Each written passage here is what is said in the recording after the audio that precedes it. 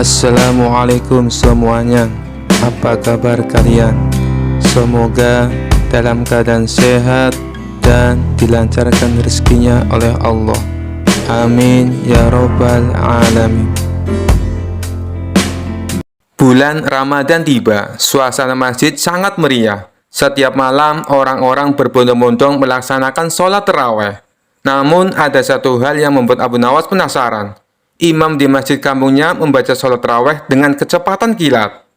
Bayangkan saja, 20 rakaat selesai dalam 10 menit.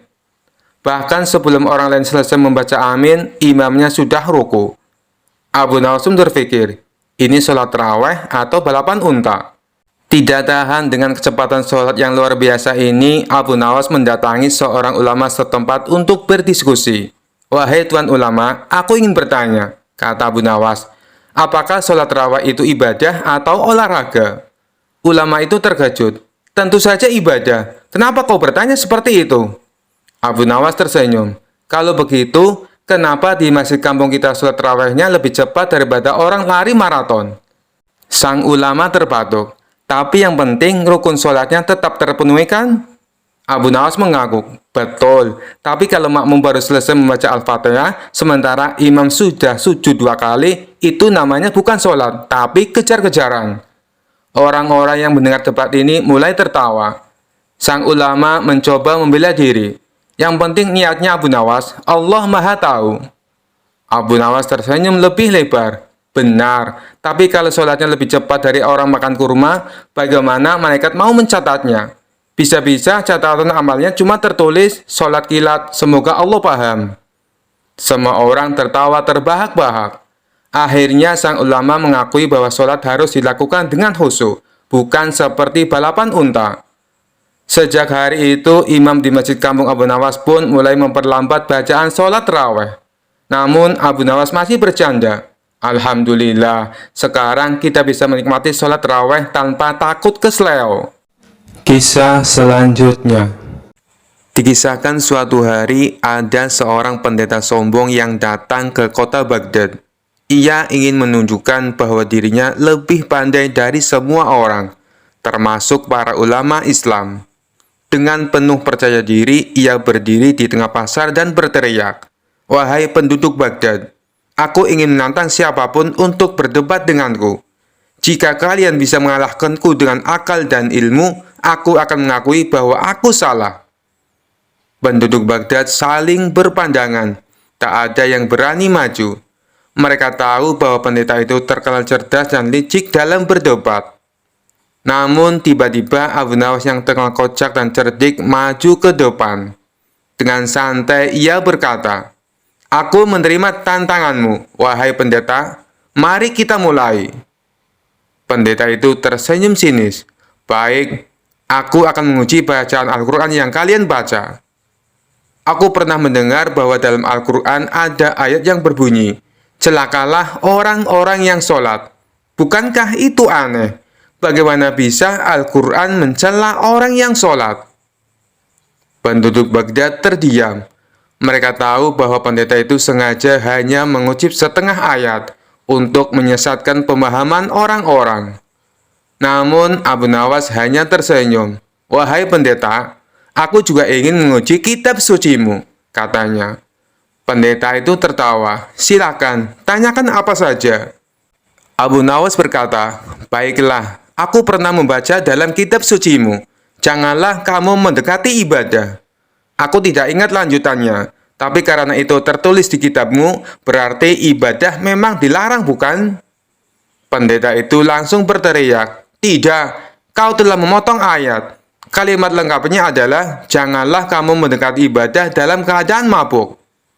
Abu Nawas tertawa. "Nah, begitu pula dengan ayat yang kau sebutkan tadi. Kalimat lengkapnya adalah, celakalah orang-orang yang sholat, yaitu orang-orang yang lalai dalam sholatnya. Jadi bukan sholatnya yang dicela, melainkan orang-orang yang malas dan tidak khusyuk." Pendeta itu langsung terdiam. Wajahnya memerah, malu karena jebakannya sendiri berbalik kepadanya. Penduduk Baghdad yang tadi diam kini tertawa dan bersorak. Mereka bertepuk tangan sambil berkata, "Hidup Abu Nawas, hidup kecerdasan." Akhirnya pendeta itu pergi dengan wajah merah padam. Sementara Abu Nawas kembali ke rumahnya dengan santai, menikmati kemenangan tanpa perlu marah-marah. Kisah selanjutnya. Dikisahkan pada suatu hari ada seorang pria yang sombong dan suka menghujat Allah di pasar kota Baghdad. Ia sering berteriak lantang, "Jika Allah itu ada, buktikan pada aku. Aku bahkan tidak takut padanya. Aku bisa melakukan apapun, termasuk minum racun tanpa terluka." Orang-orang yang mendengar ucapan itu geram, tetapi tak ada yang berani melawan pria itu, karena badannya besar dan bicaranya kasar. Raja Harun al-Rasyid yang mendengar kabar itu meminta Abu Nawas untuk menghadapinya. "Aku ingin kau berdebat dengannya, Abu Nawas. Jika kau bisa membungkamnya, aku akan memberimu hadiah besar," perintah sang raja. Abu Nawas mendatangi pria sombong itu di alun-alun. Dengan santai ia berdiri di tengah kerumunan dan berkata, "Wahai Tuan Besar, aku dengar kau merasa berani menantang Allah. Benarkah itu?" "Benar sekali. Apa kau juga ingin menantangku?" "Aku tidak takut pada siapapun, termasuk Tuhanmu," jawab pria itu dengan congkak. Abu Nawas tersenyum. "Baiklah, jika kau merasa hebat, aku ingin menguji keberanianmu. Minumlah racun ini," katanya sambil mengeluarkan botol kecil yang berisi cairan hitam pekat. Pria itu sedikit terkejut, tetapi ia tidak ingin terlihat takut di depan banyak orang. "Apa racun ini benar-benar mematikan?" tanyanya ragu. "Tentu saja, hanya orang yang percaya pada Allah yang bisa selamat setelah meminumnya," jawab Abu Nawas dengan nada meyakinkan. "Kalau begitu, kau dulu yang minum, baru aku percaya," tantang pria tersebut. Abu Nawas mengangguk dan dengan tenang meminum seteguk cairan hitam itu. Ia pura-pura menikmati, bahkan berdecak. Rasanya enak seperti madu. Orang-orang tercengang. "Wah, Abu Nawas selamat." Pria sombong itu tidak mau kalah. Ia mengambil botol tersebut dan menenggak isinya. Namun, begitu cairan itu masuk ke tenggorokannya, ia mulai muntah-muntah dan merasa pusing. "Apa ini? Kenapa tubuhku panas sekali?" teriaknya panik. Abu Nawas tertawa kecil. "Tuan, itu bukan racun. Itu hanya campuran cuka dan rempah-rempah. Tapi rasa mualmu itu berasal dari ketakutanmu sendiri. Kau tahu mengapa aku tidak apa-apa? Karena aku percaya pada Allah yang menciptakan segala sesuatu dengan sempurna." Pria itu terdiam, wajahnya memerah karena malu. "Aku salah, aku tidak seharusnya menghujat Allah. Ampunilah aku," katanya sambil berlutut di hadapan Abu Nawas. Abu Nawas tersenyum penuh kemenangan. "Semoga kejadian ini menjadi pelajaran bagimu, bahwa kekuatan manusia tidak ada apa-apanya dibandingkan dengan kekuasaan Allah." Raja Harun al-Rasyid yang menyaksikan dari kejauhan sangat puas dengan kecerdikan Abu Nawas. Ia pun memberikan hadiah besar, sementara pria sombong itu pergi dari alun-alun dengan kepala tertunduk menjadi bahan tertawaan banyak orang. Kisah selanjutnya. Dikisahkan pada suatu hari, kabar tentang kehebatan Abu Nawas sebagai seorang yang cerdik tersebar hingga ke negeri tetangga. Seorang guru besar Kristen terkenal akan ilmunya dan sifat sombongnya merasa tertantang. Ia memutuskan untuk datang ke istana Raja Harun al-Rasyid dan menantang Abu Nawas dalam sebuah debat tentang agama.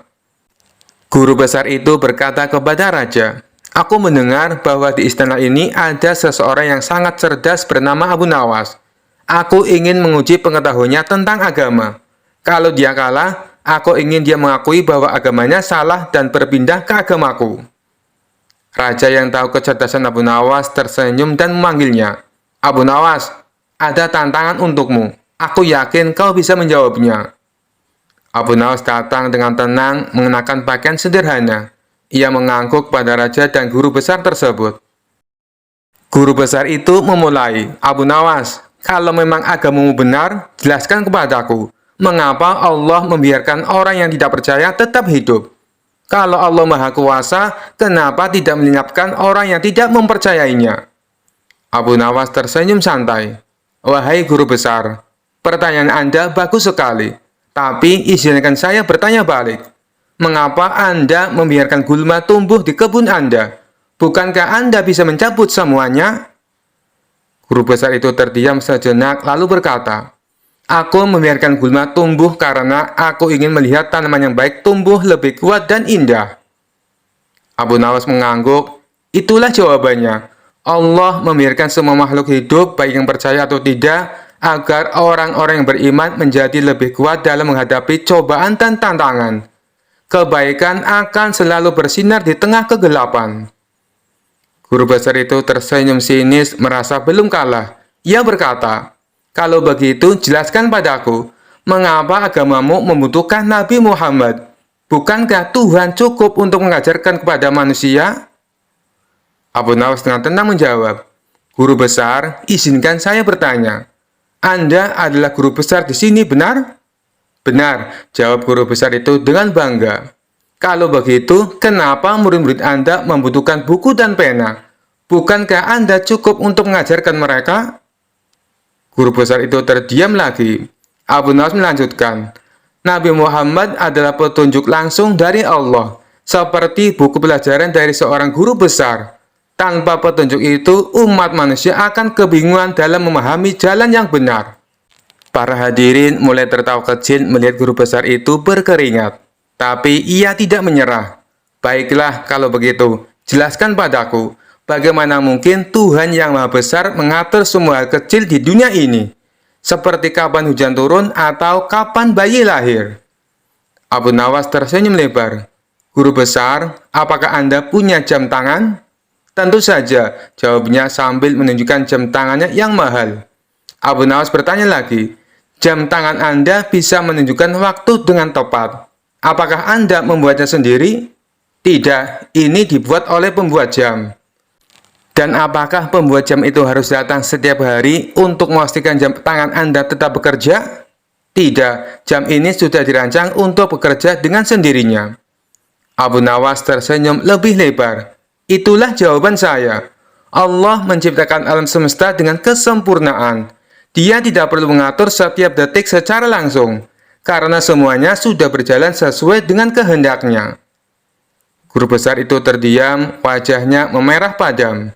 Ia kehabisan akal untuk menjawab. Para hadirin bersorak memuji kecerdasan Abu Nawas. Akhirnya guru besar itu berdiri dan berkata, "Aku mengaku kalah, dan aku melihat kebenaran dalam jawabanmu. Mulai hari ini, aku ingin belajar lebih banyak tentang Islam." Abu Nawas tersenyum rendah hati. "Kebenaran hanya milik Allah. Saya hanya menyampaikan apa yang saya tahu." Raja Harun al-Rasyid tertawa terbahak-bahak. "Abu Nawas, kau selalu tahu cara mengalahkan kesombongan dengan kebijaksanaan. Kau memang tak tergantikan." Kisah selanjutnya. Suatu hari, Abu Nawas menerima undangan dari seorang saudagar kaya di kota sebelah. Untuk sampai ke sana, ia harus melewati sebuah hutan yang dikenal sebagai hutan keramat. Orang-orang di desa sudah memperingatkannya bahwa banyak yang pernah tersesat di sana dan tidak pernah kembali lagi. Namun seperti biasa, Abu Nawas dengan santai berkata, "Apalah artinya hutan keramat bagi orang sekeren aku? Bahkan setan pun mungkin akan meminta tanda tanganku." Dengan keyakinan penuh, ia pun memasuki hutan. Awalnya semua berjalan lancar. Ia bernyanyi kecil, menikmati angin yang sejuk dan kicauan burung.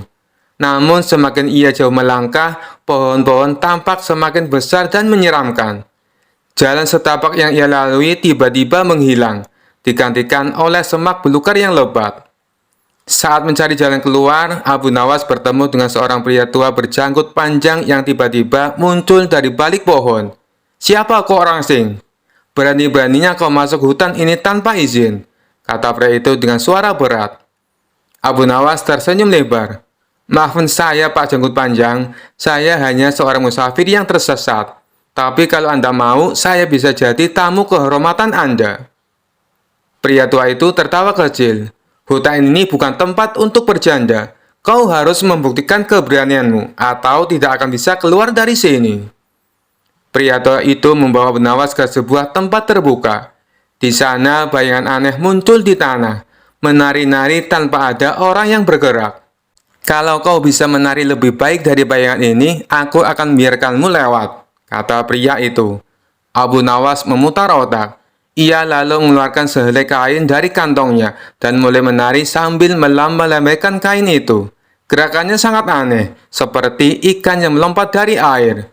Pria tua itu heran. "Apa yang kau lakukan? Itu bukan menari, itu seperti kau sedang kesurupan." Abu Nawas tertawa. "Ini seni kontemporer, Pak Tua. Kalau bayangan itu bisa menari bebas, kenapa saya tidak?" Pria tua itu tertawa terbahak-bahak dan membiarkan Abu Nawas melanjutkan perjalanan. Di tengah perjalanan, Abu Nawas melihat patung-patung menyeramkan yang tampak seperti manusia nyata. Pria tua itu berkata, "Salah satu dari mereka adalah manusia hidup yang terjebak kutukan. Temukan dia jika kau ingin keluar." Abu Nawas mendekati setiap patung dan berkata, "Hei, siapa yang ingin bebas? Angkat tangan sekarang juga." Semua patung diam, kecuali satu yang refleks mengangkat tangannya. Ternyata dia adalah manusia yang terkutuk. Abu Nawas tertawa. "Lihat, saya bahkan bisa membuat patung angkat tangan. Sekarang, biarkan saya lewat." Pria itu terkejut dengan kecerdikan Abu Nawas dan akhirnya mengizinkannya untuk pergi. Setelah melalui berbagai tantangan, Abu Nawas akhirnya menemukan jalan keluar. Saat tiba di kota, ia menceritakan pengalamannya kepada saudagar dan warga setempat. "Jadi, apa pelajaran dari perjalananmu di hutan keramat?" tanya salah satu warga. Abu Nawas tersenyum lebar. "Pelajarannya adalah, kalau kau tersesat, bawa otak dan keberanianmu, bukan cuma bekal makanan." Semua orang tertawa dan Abu Nawas pun menikmati jamuan di rumah saudagar dengan penuh kegembiraan. Kisah selanjutnya dikisahkan pada suatu hari, seorang Yahudi kaya di kota Baghdad merasa iri dengan kepopuleran Abu Nawas yang dikenal cerdas dan dihormati banyak masyarakat. Ia pun berniat menjebak Abu Nawas agar terperangkap dalam aib besar dan dipermalukan di depan Raja Harun al-Rasyid.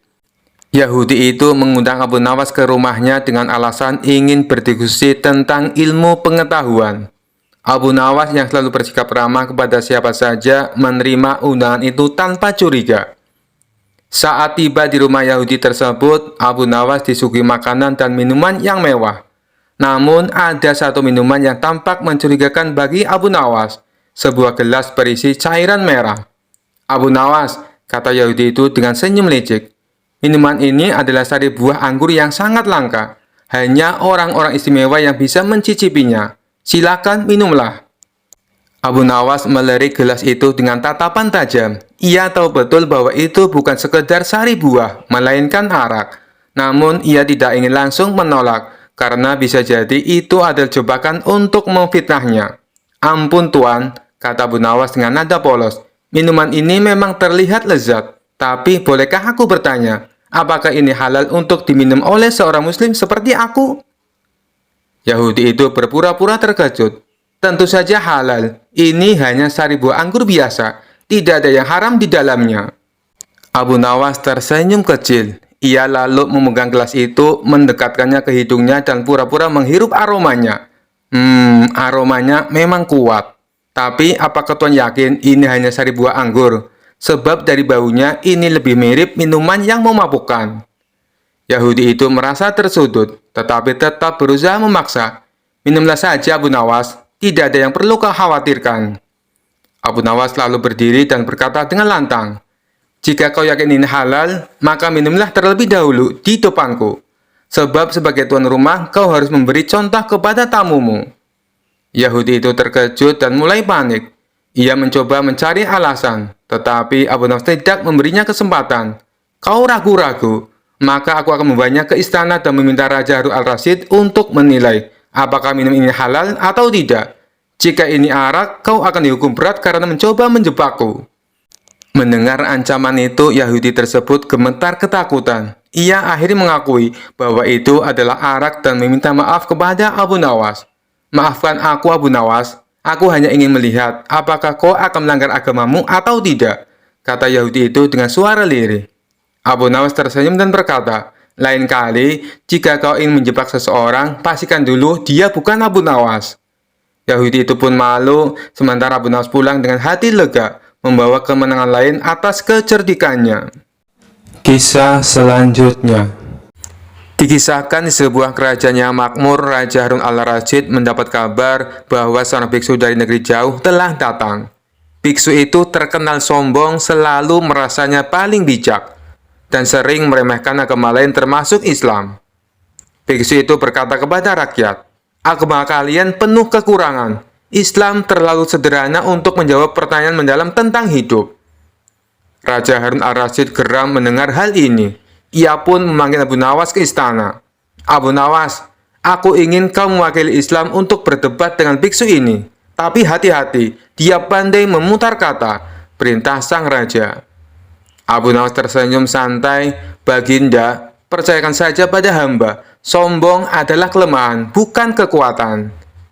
Aula istana dipenuhi oleh rakyat yang ingin menyaksikan debat tersebut. Sang biksu tampil dengan penuh percaya diri, mengenakan jubah mewahnya. Sementara Abu Nawas datang sederhana, hanya mengenakan pakaian biasa. Biksu memulai, "Hai Abu Nawas, aku dengar kau cerdas, tapi mari kita lihat, apa Islam bisa menjawab pertanyaanku? Jika Tuhan kalian Maha Kuasa, kenapa Dia tidak membuat manusia tanpa dosa sejak awal?" Abu Nawas menjawab dengan tenang, "Pertanyaannya bagus, tetapi jawaban itu ada dalam Islam. Tuhan menciptakan manusia dengan kebebasan memilih untuk membedakan mereka dari malaikat. Jika manusia tidak punya dosa, bagaimana mereka bisa belajar dan mendekat kepada Tuhan dengan tulus?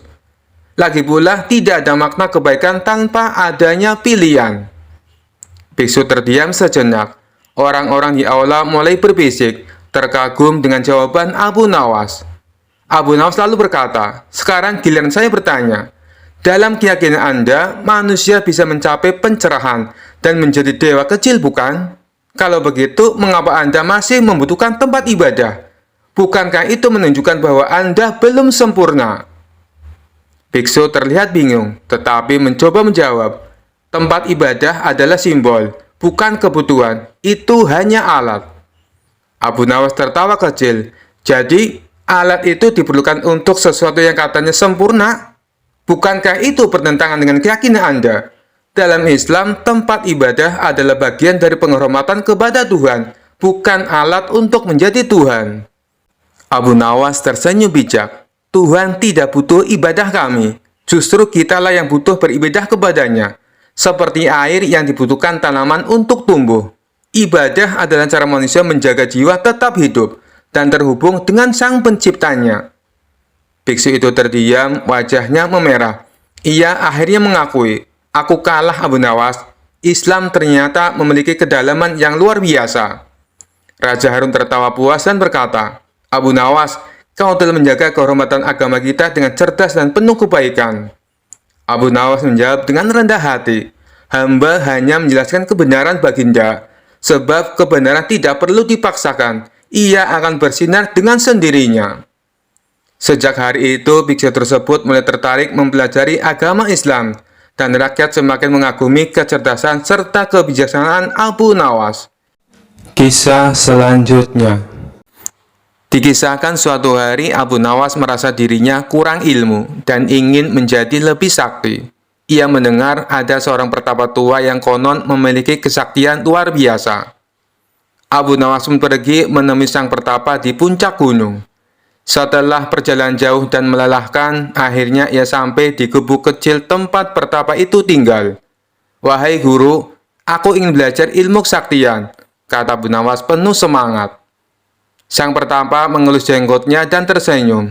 "Anak muda, belajar ilmu sakti itu butuh kesabaran dan pengorbanan. Apakah kau siap?" "Tentu guru," jawab Abu Nawas dengan penuh keyakinan. Sang pertapa pun berkata, "Baiklah. Ada 3 ujian yang harus kau lalui sebelum aku mengajarkan ilmu kesaktianku." Sang pertapa membawa Abu Nawas ke sebuah batu besar dan berkata, "Jika kau ingin menjadi sakti, kau harus mengangkat batu ini." Abu Nawas berusaha mengangkatnya. Ia menarik nafas dalam-dalam dan mendorong dengan sekuat tenaga. Namun batu itu tidak bergerak sama sekali. Abu Nawas terjatuh ke tanah sambil menggap-menggap. "Guru, ini mustahil. Batu ini terlalu berat." Sang pertapa tersenyum. "Pelajaran pertama, jangan memaksakan diri pada sesuatu yang tidak bisa kau ubah. Gunakan akal, bukan otot." Abu Nawas mengangguk sambil berpikir, "Oke, kalau begitu aku akan pakai akal di ujian berikutnya."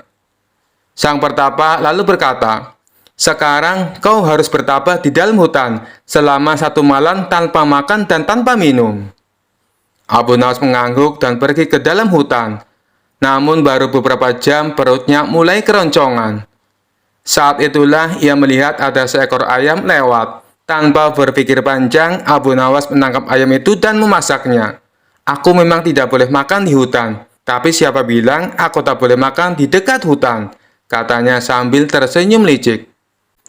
Keesokan harinya, ia kembali ke pertapa dengan wajah puas. Sang pertapa bertanya, "Apakah kau berhasil bertapa?" Abu Nawas menjawab, "Tentu guru, aku tetap di dekat hutan dan berhasil bertahan." Sang pertapa tertawa dan berkata, "Pelajaran kedua, orang cerdik selalu mencari jalan keluar dalam situasi sulit." Abu Nawas mengangguk bangga. "Aku siap untuk ujian terakhir, guru." Sang pertapa lalu berkata, "Sekarang ujian terakhir. Kau harus tetap tersenyum, meskipun aku memarahimu dan menghina dirimu." Abu Nawas mengangguk. Lalu sang pertapa mulai mencaci maki Abu Nawas. "Kau ini bodoh, pemalas, tidak pantas jadi muridku." Abu Nawas tetap tersenyum. Sang pertapa semakin marah. "Kau tidak punya otak, bahkan kucing lebih pintar darimu." Abu Nawas tetap tersenyum.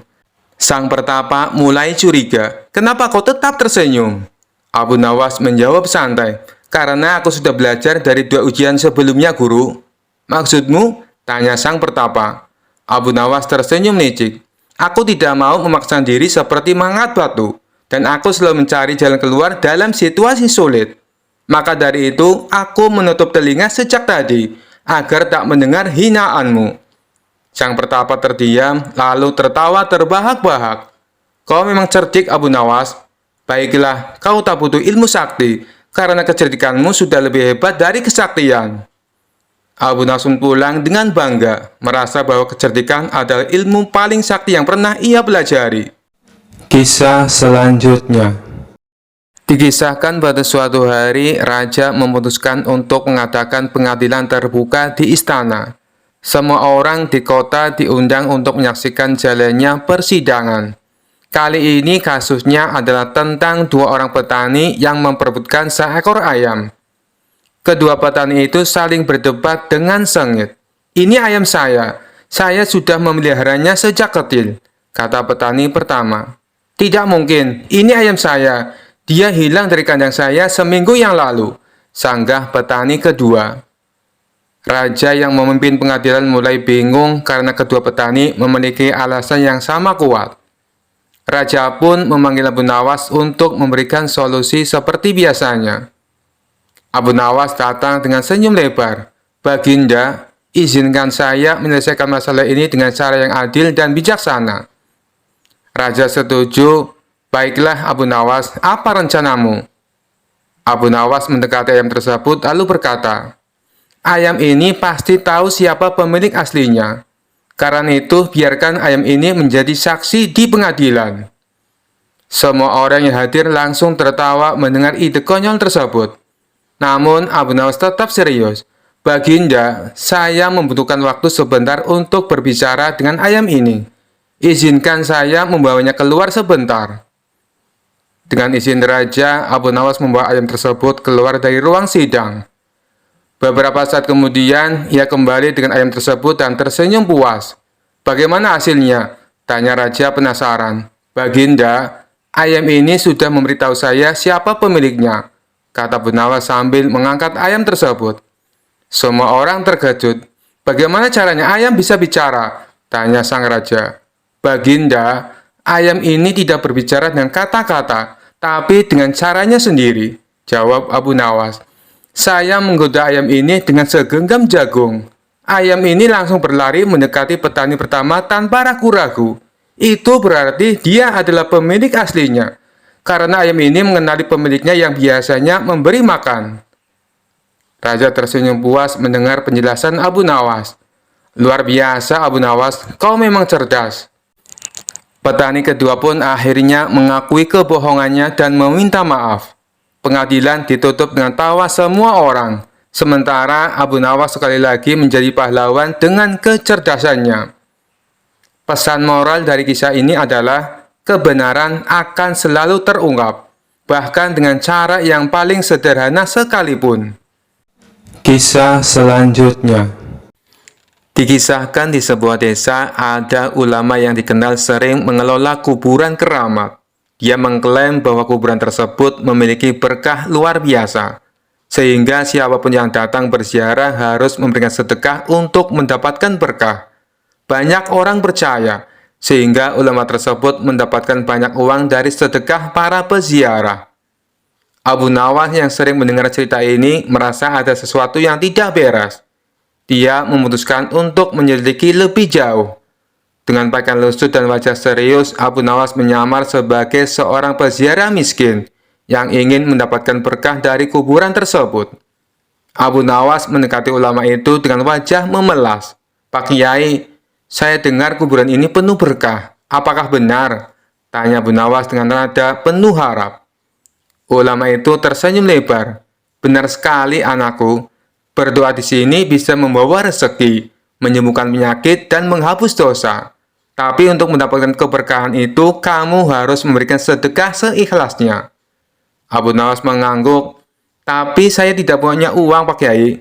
Apakah saya tetap bisa berdoa di sini?" Ulama itu mengerutkan dahi. Kalau begitu, doamu mungkin tidak sekuat mereka yang bersedekah. Tapi cobalah saja." Abu Nawas pura-pura bersedih. "Pak Kiai, bolehkah saya menginap di sini semalam? Saya ingin berdoa hingga mendapatkan petunjuk." Ulama itu berpikir sebentar lalu mengizinkan. "Baiklah, tapi jangan membuat masalah di sini." Malam itu Abu Nawas mulai menjalankan rencananya. Dia diam-diam menggali lubang di belakang kuburan dan memasukkan suara-suara aneh dari dalam lubang tersebut. Dia juga membuat bayangan menyeramkan dengan obor dan kain. Ketika pagi tiba, para peziarah mulai berdatangan. Tiba-tiba suara gemuruh terdengar dari kuburan keramat itu. "Berhenti memberikan uang, berikan hanya doa yang tulus." Para peziarah ketakutan. "Astagfirullah, kuburan ini benar-benar berbicara." Ulama itu panik. "Tidak mungkin, kuburan tidak berbicara." Tapi suara itu terus terdengar. "Berhenti memanfaatkan nama kuburan untuk bisnis." Orang-orang mulai memandang ulama itu dengan curiga. "Pak Kiai, apa maksud suara ini? Apakah Anda telah memanfaatkan kami selama ini?" Ulama itu gugup dan mencoba membantah. Tetapi Abu Nawas keluar dari tempat persembunyiannya. "Wahai semua orang, suara itu adalah peringatan. Jangan mudah percaya pada orang yang memanfaatkan iman kalian untuk kepentingan pribadi." Ulama itu akhirnya mengakui perbuatannya karena tekanan dari para peziarah. Mereka marah dan meminta kembali uang sedekah mereka. Sementara itu Abu Nawas tertawa kecil sambil pergi dari tempat itu. Sejak saat itu, kuburan keramat tersebut tidak lagi dijadikan alat bisnis. Abu Nawas kembali menjadi pahlawan desa itu dengan kecerdasannya. Kisah selanjutnya. Dikisahkan suatu hari, ada seorang filsuf dari negeri seberang yang datang ke kerajaan. Ia terkenal sebagai orang yang suka berdebat tentang hukum-hukum agama dan mencoba mencari celah dalam setiap aturan. Di hadapan raja dan para menteri, filsuf itu berkata, "Aku tidak mengerti mengapa alkohol diharamkan dalam Islam, padahal sedikit alkohol tidak akan membahayakan siapapun." Raja yang mendengar itu langsung teringat pada orang yang paling cocok menghadapi filsuf ini, Abu Nawas. Raja pun memanggil Abu Nawas ke istana. "Abu Nawas, orang ini mempertanyakan kenapa alkohol diharamkan. Aku ingin kau menjawabnya dengan cara yang tidak bisa dibantah." Abu Nawas tersenyum. "Tentu Baginda, aku akan menjawab dengan cara yang sangat sederhana." Abu Nawas menatap filsuf itu dan berkata, "Tuan, menurut Anda, apakah setetes alkohol akan membuat seseorang mabuk?" Filsuf itu tertawa kecil. "Tentu tidak. Setetes alkohol tidak akan membuat siapapun mabuk." "Baiklah," kata Abu Nawas. "Kalau begitu, bolehkah saya menampar Anda sedikit?" Filsuf terkejut. "Apa maksudmu?" "Saya hanya ingin menampar Anda sedikit. Bukan tamparan keras, hanya sentuhan ringan. Lagi pula, sedikit tamparan tidak akan menyakiti siapapun, bukan? Filsuf mulai gelisah. Tentu saja tidak boleh. Tamparan tetaplah tamparan. Sekecil apapun, itu menyakitkan dan tidak sopan. Abu Nawas tersenyum lebar. Nah, begitulah dengan alkohol. Sedikit atau banyak tetap memiliki efek buruk. Jika kau mengizinkan sedikit, lama-lama kau akan terbiasa. Dan akhirnya mengambil lebih banyak hingga mabuk. Raja dan para menteri tertawa mendengar jawaban Abu Nawas. Filsuf itu masih belum menyerah. Tapi tetap saja, jika seseorang minum sedikit saja dan tetap sadar, di mana salahnya? Abu Nawas berpikir sebentar, lalu berkata, "Baik, aku akan menjawab dengan contoh lain. Katakanlah, seseorang memasukkan setetes kotoran ke dalam secangkir kopimu. Apakah kau masih mau meminumnya?" Filsuf itu langsung merasa jijik. Tentu saja tidak, sekalipun itu hanya setetes, tetap menjijikan. Abu Nawas mengangguk. Nah, begitu pula dengan alkohol. Walaupun hanya sedikit, itu tetap merusak. Islam mengajarkan kita untuk menjauhi sesuatu yang buruk sepenuhnya, bukan hanya menghindari yang berlebihan. Filsuf terdiam, ia mencoba mencari celah dalam logika Abu Nawas, tapi tidak menemukan apapun untuk dibantah. Akhirnya ia mengangguk dan berkata, "Baiklah, aku mengerti sekarang. Penjelasanmu sungguh masuk akal." Raja pun tertawa puas. "Abu Nawas, seperti biasa, kau telah memenangkan debat ini. Hadiah besar menantimu." Abu Nawas hanya tersenyum, sementara filsuf itu pergi dengan wajah tertunduk, kalah telak dalam berdebat. Kisah selanjutnya. Suatu hari Abu Nawas mendengar kabar bahwa ada 4 kiai alim yang sangat terkenal akan kepandaian dan kealimannya sedang berkumpul di sebuah masjid. Dengan rasa penasaran yang besar, Abu Nawas pun pergi ke masjid tersebut. Sesampainya di sana, ia melihat keempat kiai tersebut sedang duduk bersila di tengah-tengah majlis taklim. Tanpa ragu, Abu Nawas langsung menghampiri mereka dan meminta izin untuk mengajukan pertanyaan. "Wahai para kiai yang mulia," sapa Abu Nawas dengan hormat, "izinkan saya mengajukan sebuah pertanyaan yang telah lama mengganjal hati saya." Keempat kiai pun mengangguk, mengizinkan Abu Nawas untuk bertanya. "Begini para kiai," lanjut Abu Nawas, "saya pernah mendengar bahwa seekor kucing dapat melahirkan anak kucing yang berjumlah ganjil. Misalnya 3 atau 5 ekor. Namun saya juga pernah mendengar bahwa seekor kucing tidak mungkin melahirkan anak kucing yang berjumlah genap, seperti 4 atau 6 ekor. Mengapa demikian?" Keempat kiai saling berpandangan, tampak berpikir keras untuk menjawab pertanyaan Abu Nawas yang terkesan aneh tersebut. Mereka berusaha mencari dalil dan hujah yang tepat untuk menjelaskan fenomena tersebut. Setelah beberapa saat, salah seorang kiai akhirnya menjawab, "Wahai Abu Nawas, pertanyaanmu sangat menarik. Menurutku, hal itu terjadi karena kehendak Allah. Kita sebagai manusia tidaklah mampu memahami segala rahasia alam semesta." Kiai yang lain menambahkan, "Benar sekali. Mungkin ada saja hikmah di balik fenomena tersebut yang tidak kita ketahui." Abu Nawas tersenyum mendengar jawaban mereka. "Wahai para kiai," katanya lagi, "jika demikian, bagaimana dengan seekor kucing yang melahirkan anak kucing berjumlah 2 ekor? Apakah itu termasuk ganjil atau genap?" Keempat kiai terdiam sejenak, kemudian saling melirik satu sama lain. Mereka semakin bingung dengan pertanyaan Abu Nawas yang semakin membingungkan. Melihat ekspresi bingung para kiai, Abu Nawas pun tertawa terbahak-bahak. "Wahai para kiai," katanya sambil terpingkal-pingkal, "kalian terlalu serius memikirkan pertanyaan saya. Saya hanya ingin mengingatkan bahwa terkadang kita terlalu sibuk mencari jawaban untuk hal-hal yang sebenarnya tidak terlalu penting. Lebih baik kita fokus pada hal-hal yang lebih bermanfaat, seperti meningkatkan keimanan dan ketakwaan kita kepada Allah." Mendengar jawaban Abu Nawas, Keempat kiai pun ikut tertawa. Mereka menyadari bahwa mereka telah terjebak dalam permainan kata-kata Abu Nawas. Kisah selanjutnya. Pada suatu siang di sebuah masjid pinggir kota Baghdad, ada seorang pria bernama Abdul Qasim yang sedang beristirahat sejenak.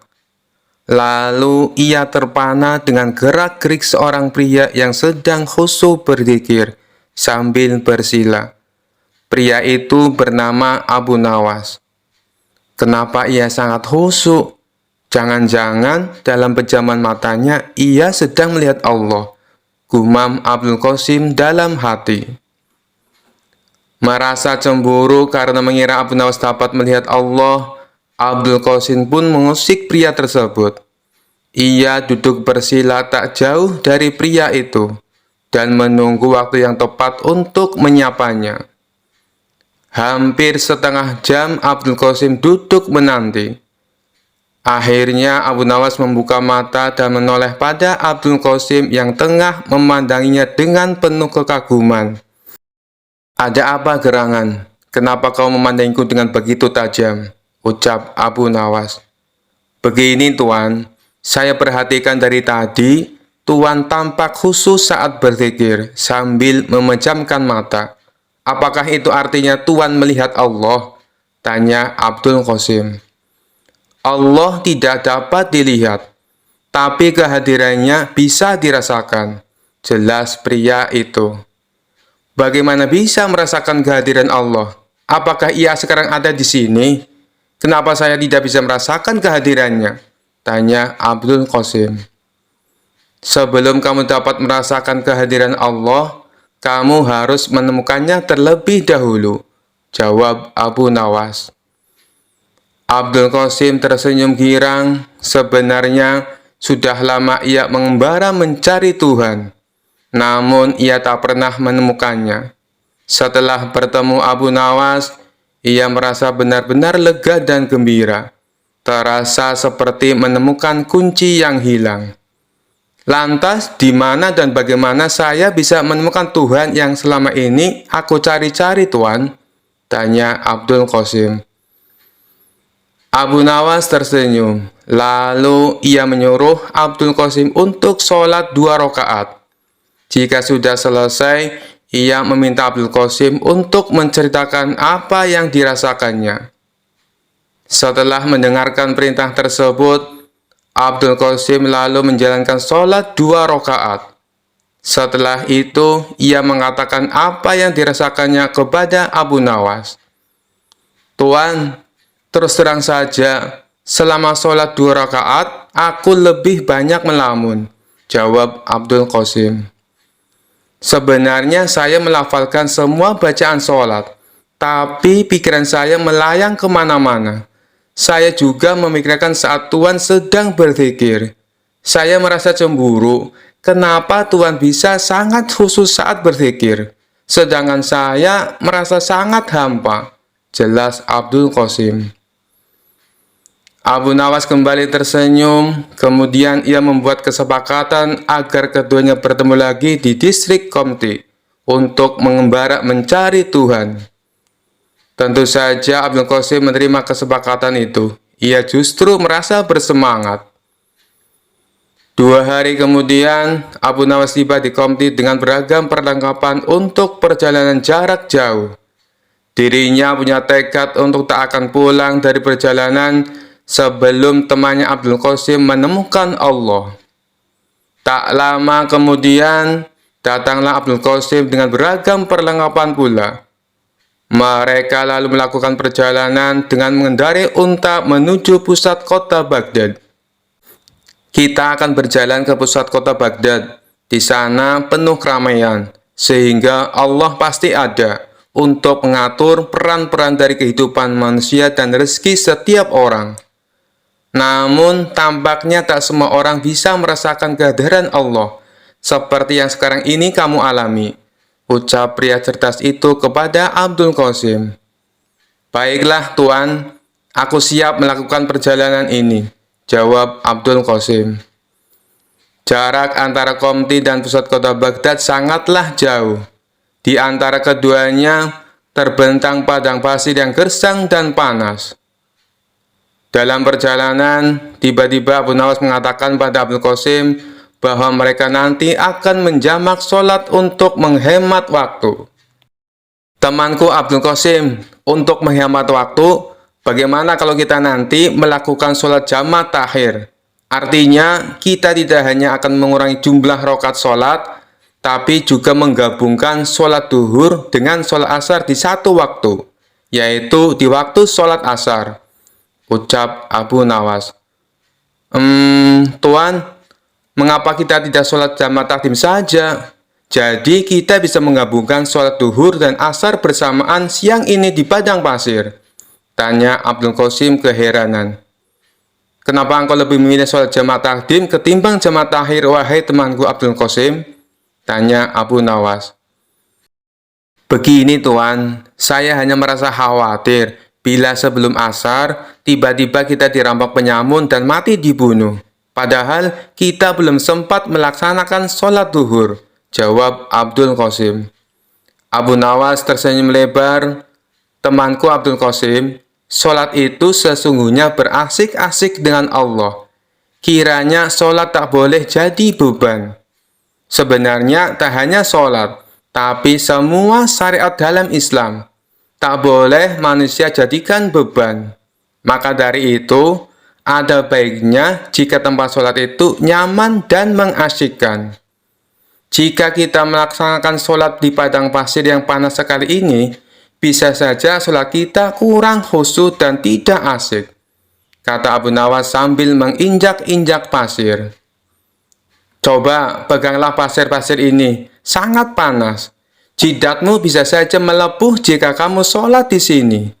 Itu berarti sholat yang kamu laksanakan tak hanya jadi beban, tapi juga bisa membahayakan.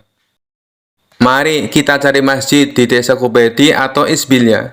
Apabila sesuai perkiraanmu, kita dirampok dan dibunuh sebelum sampai desa itu, tak perlu khawatir. Yang penting kita sudah berniat untuk sholat duhur. Baru berniat saja, Allah pasti sudah tersenyum. Apalagi jika kita benar-benar melaksanakannya.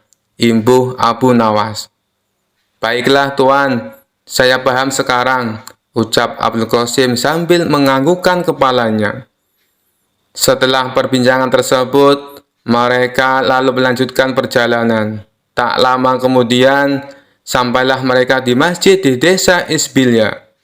Mereka lalu bertemu dengan serombongan musafir yang berhenti di masjid dengan mengendarai unta mereka. Setelah Abu Nawas dan Abdul Qasim sholat, mereka mendapati bila rombongan musafir itu tidak ikut sholat.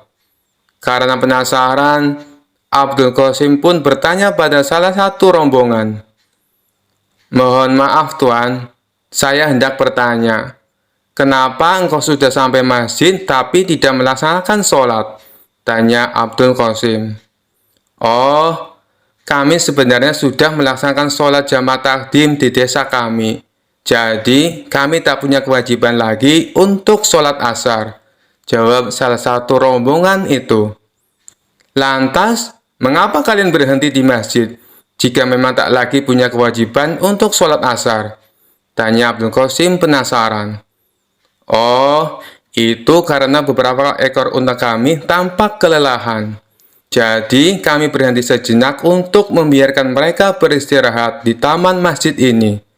Islam mengajarkan kami untuk tidak berbuat zalim kepada semua makhluk, termasuk pada unta-unta ini.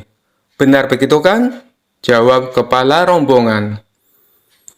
Abdul Qasim merasa kagum dengan jawaban ketua rombongan musafir itu. Namun masih ada yang ingin ia tanyakan. Tuan, apakah engkau bersikap baik hanya pada unta saja atau pada semua binatang? Tanyanya. Ketua rombongan itu tersenyum lalu menjawab, jangankan kepada binatang, bahkan kepada pepohonan ini pun kami juga takut untuk berbuat zalim.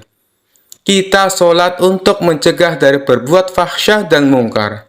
Untuk apa kita sholat jika tetap berbuat kejahatan terhadap sesama makhluk ciptaan Allah? Abdul Qasim semakin kagum dengan jawaban tersebut. Ia lalu pamit untuk melanjutkan perjalanan bersama Abu Nawas. Sepanjang perjalanan, ia tampak lebih tenang saat mengendalikan untanya. Sepertinya ia tengah berusaha mencerna kalimat yang diucapkan oleh ketua rombongan musafir tadi. Abu Nawas mengajaknya berbicara untuk memecahkan keheningan. Tampaknya kau sedang berpikir sesuatu. Apa yang sedang kau pikirkan? Tanya Abu Nawas. Abdul Qasim sangat bersemangat dan sontak bertanya. Sebenarnya, tadi saya mendengar kepala musafir menyebutkan kata fahsyah dan mungkar. Jujur saja, saya belum mengerti maksudnya, Tuan. Bolehkah saya meminta penjelasan pada Tuan?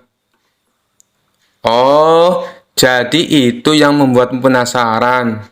Jadi, fahsyah adalah semua perbuatan buruk yang tidak mengakibatkan kerugian langsung kepada orang lain. Karena tak langsung memberikan dampak buruk, biasanya orang-orang tak segera bisa mengenali nilai-nilai buruk yang terkandung dalam fahsyah itu. Setelah itu, Allah akan memberikan pelajaran lewat agama. Jelas Abu Nawas. Agar hamba semakin paham, bisakah Tuan menyebutkan contoh fahsyah? Tanya Abdul Qasim antusias. Contohnya saja perzinaan, meneguk minuman beralkohol, atau memakan makanan haram. Saat dua orang berzina, sebenarnya orang lain tak merasa dirugikan secara langsung, sebab tak ada korban jiwa akibat perbuatan mereka. Inilah mengapa nilai-nilai buruk dalam fahsyah tidak mudah dikenali oleh umat manusia. Abdul Qasim tertegun dan mengakukan kepala tanda paham. Sekarang, bandingkan dengan perbuatan mungkar. Mungkar adalah perbuatan buruk yang menimbulkan kerugian langsung pada orang lain. Misalnya saja pencurian, pembunuhan, atau perampokan. Karena semua itu berdampak langsung pada orang lain dan ada korban jiwa akibat perbuatan itu. Maka nilai-nilai buruk yang terkandung dalam perbuatan mungkar gampang sekali dikenali. Bahkan seorang ateis sekalipun percaya bila pembunuhan, perampokan, dan pencurian adalah perbuatan buruk. Jelas Abu Nawas. Lelaki yang tengah mencari Tuhan itu pun merasa kagum dengan penjelasan dari tuannya. Hatinya berbunga, banyak sekali ilmu yang ia dapat dari perjalanan ini. Dari desa Isbilia, kedua penggemar itu melanjutkan perjalanan mereka ke pusat kota Baghdad. Selama 8 hari, mereka berjalan melewati padang pasir yang panas. Setelah melakukan perjalanan selama 13 hari, sampailah mereka di bibir kota Baghdad. Abu Nawas merasa heran karena sejumlah ruas jalan menuju pusat kota ditutup. Hampir 2 pekan melakukan perjalanan, pujangga ini tak tahu perkembangan berita. Mereka pun mencari-cari jalan agar cepat sampai di pusat kota Baghdad. Pada akhirnya, mereka pun berhasil sampai di pusat kota Baghdad. Ada ratusan ribu orang berkumpul di alun-alun karena hendak melaksanakan sholat. Rupanya, hal tersebutlah yang membuat sejumlah ruas jalan ditutup. Lalu Abu Nawas mengajak Abdul Qasim untuk ikut sholat berjamaah. Usai sholat, mereka menyaksikan sejumlah orang naik ke atas panggung, lalu satu persatu melakukan orasi. Beberapa orang berorasi menggunakan kalimat yang tak selayaknya diucapkan usai sholat. Abdul Qasim yang jarang berkunjung ke pusat kota Baghdad merasa terheran-heran menyaksikan pemandangan ini. Usai mendengarkan semua orasi, mereka melanjutkan perjalanan. Abu Nawas lalu bertanya pada Abdul Qasim, "Bagaimana? Apakah sejauh ini kamu sudah menemukan Tuhan?" "Belum sepenuhnya," jawab Abdul Qasim dengan nada suara agak sedih. "Bahkan sejujurnya, di alun-alun tadi saya merasa tidak sholat. Boro-boro saya menemukan Tuhan," imbuhnya. Abu Nawas tahu arah pembicaraan Abdul Qasim. Tapi ia biarkan temannya itu meracau sendiri di atas panggung untanya. Saya merasa barusan mengalami perbuatan mungkar, ucap Abdul Qasim meracau. Kenapa bisa begitu? Tanya Abu Nawas. Saat menuju pusat kota Baghdad, kita tadi benar-benar kesulitan mencari jalan. Karena beberapa jalan ditutup gara-gara ratusan orang mau sholat di tanah lapang. Padahal sebelah lapangan itu ada masjid yang besar. Bukankah ini mirip definisi perbuatan mungkar yang Tuhan pernah jelaskan? Ucap Abdul Qasim. Saya tak ingin buru-buru mengatakan yang mereka lakukan tadi itu adalah perbuatan mungkar. Siapa tahu mereka memang berniat untuk sholat berjamaah di tempat terbuka, ujar Abu Nawas. Dalam hati, Abu Nawas sebenarnya merasa senang karena temannya mulai menemukan pintu yang benar menuju Tuhan. Ia makin bersemangat menemani Abdul Qasim untuk menemukan Tuhan. Setelah 2 hari meninggalkan kota Baghdad, sampailah mereka di sebuah masjid kecil di pinggir gurun. Saat menambatkan unta di halaman masjid, mereka sadar bila bekal mereka telah habis. Lalu mereka pun bingung apa yang bisa dimakan di kampung kecil di tengah gurun seperti ini. Di tengah kebingungan, tiba-tiba datang sekelompok kafilah di masjid itu. Dari baju mereka yang kemal, mereka adalah kaum Badui miskin yang tampaknya tengah melakukan perjalanan jauh dan melelahkan. Usai menampatkan unta mereka, kepala kafilah itu menghampiri Abu Nawas dan Abdul Qasim untuk memberi salam. Setelah berbincang singkat, kepala kafilah itu tahu bila Abu Nawas dan Abdul Qasim sedang kelaparan. Tanpa basa-basi, kepala kafilah itu memberi mereka makanan. Awalnya Abu Nawas menolak, karena ia melihat makanan itu sebenarnya juga bekal terakhir yang dibawa kafilah itu. Tapi setelah kepala kafilah itu maksanya, akhirnya Abu Nawas menerima makanan itu. Tanpa sadar, ia meneteskan air mata karena merasa terharu. Kenapa Tuhan memberikan makanan ini pada kami? Padahal bekal Tuhan juga menipis. Sementara perjalanan Tuhan pasti masih jauh, tanya Abdul Qasim. Saudara mungkin tak tahu, sebenarnya saya bukan mengurangi bekal makanan, tapi justru sedang menambahnya, jelas ketua kafilah. Bagaimana bisa? Tanya Abdul Qasim bingung. Ingatlah perkataanku wahai saudaraku. Allah memerintahkan kita untuk bersedekah dalam kondisi sempit maupun lapang. Ia senang dengan apa yang kita kerjakan ini. Allah juga berjanji, jika kita bersedekah, maka ia akan menganjarkan pahala sebanyak 700 kali lipat. Bayangkan saja, saya sekarang memberi kalian sekantong makanan, maka nanti akan datang 700 kantong makanan untuk kami, ucap ketua kafilah. Bagaimana Tuhan bisa yakin? Seandainya 700 kantong makanan itu tidak datang, Tuhan akan mati kelaparan, ujar Abdul Qasim penasaran. Saya yakin sekali bahwa Allah di samping kita. Jangan pernah meragukan kemampuannya membagi-bagi rezeki. Buktinya, saat kalian sedang kelaparan di padang pasir, Allah tetap mengirimkan rezeki dengan mengutus kami datang ke masjid ini, ucap kepala kafilah sambil menepuk pundak Abdul Qasim.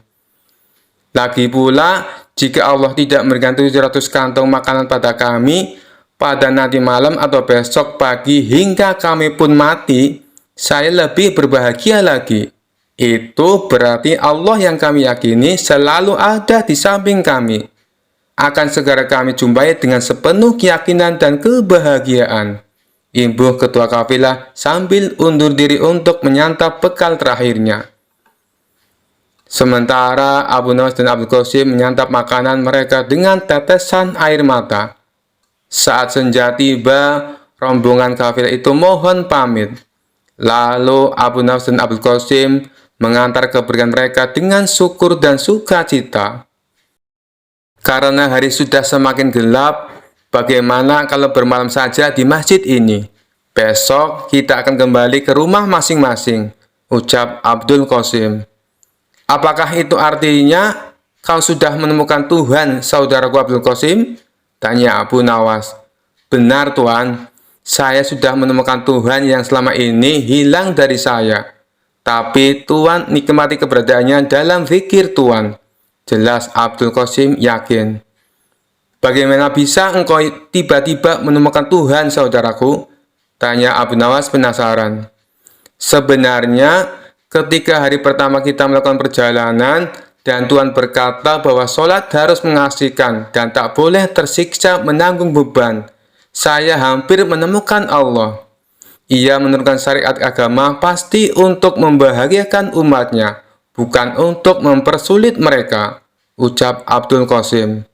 Kemudian, ketika kita bertemu dengan musafir yang peduli pada unta-unta mereka, saya sudah merasa semakin dekat dengan Tuhan yang saya cari. Lalu, ketika saya tak merasa bahagia ketika sholat di alun-alun kota Baghdad, sesungguhnya saya merasa tengah diajarkan makna dan tujuan sholat yang sebenarnya. Imbuh Abdul Qasim. Abu Nawas hanya terdiam dan tersenyum. Wahai saudaraku, sore ini adalah puncaknya saya menemukan Allah. Bertemu dengan para kafilah membuat saya sadar bahwa tujuan dari sholat sesungguhnya adalah menjaga kemanusiaan.